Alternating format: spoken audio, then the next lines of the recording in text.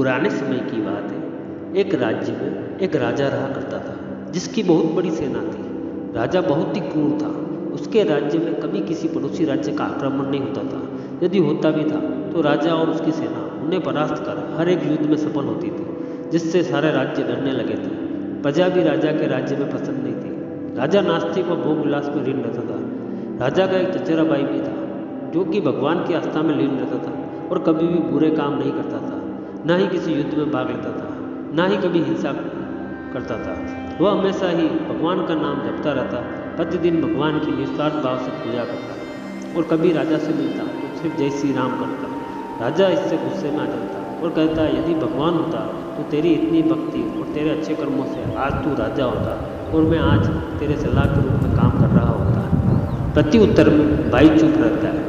एक दिन सुबह राजा और उसका भाई जंगल में घूमने निकले। घूमते घूमते शाम हो गई, अंधेरा हो चला था। दोनों वापस लौट रहे थे कि अचानक रास्ते में कांटे आए और राजा के भाई के पैर उन कांटों में उलझ गए और उसका पैर खून से लथपथ हो गया।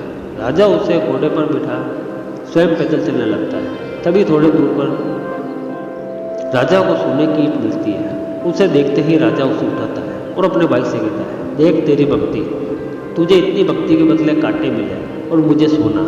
दोनों महल वापस आते हैं। जैसे ही महल आते हैं राजा का भाई मंदिर जाता है और भगवान के सामने खड़ा होकर बोलता है, हे भगवान, मैंने आज तक यदि सच्चे भाव से आपकी सेवा भक्ति की है तो आप मुझे दर्शन दें। निस्वार्थ भाव, भक्ति और अच्छे कर्मों से भगवान प्रकट होते हैं और निराश होने का कारण बनते हैं। तब राजा का भाई कहता है, हे भगवान, ये कैसा न्याय है जो क्रूर है, सभी पर अत्याचार करता है, भोग विलास में सदैव लीन रहता है, सदैव बुरे कर्म करता है, उसके साथ हमेशा अच्छा और मेरे साथ ही बुरा क्यों? तब भगवान ने उत्तर दिया, बेटा, आज यहाँ तुम्हें पैरों में कांटा चुभा है, वहाँ तुम्हारी मृत्यु थी, परंतु तुम्हारे भाग्य व अच्छे कर्म की वजह से ही तुम्हारी मौत इस छोटी घटना में बदल कर टल गई और तुम्हारे भाई को सोने की ईंट प्राप्त हुई। वहाँ उसके भाग्य में एक नया सोने का महल था, परंतु उसके बुरे कर्मों की वजह से उसे महल की जगह एक सोने की ईंट में संतुष्ट होना पड़ा।